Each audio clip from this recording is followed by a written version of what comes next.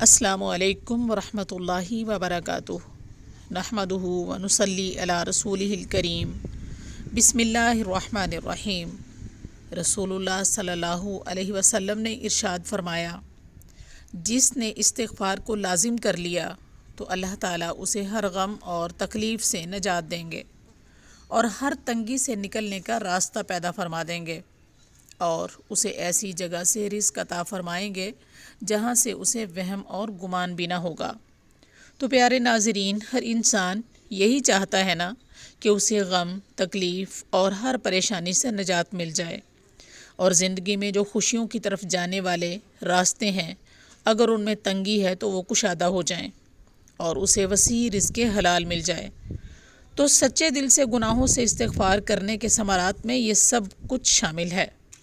پیارے محمد کریم صلی اللہ علیہ وسلم فرماتے ہیں ایک اور حدیث میں کہ میں ایک دن میں 70 مرتبہ اور 100 مرتبہ استغفار کرتا ہوں۔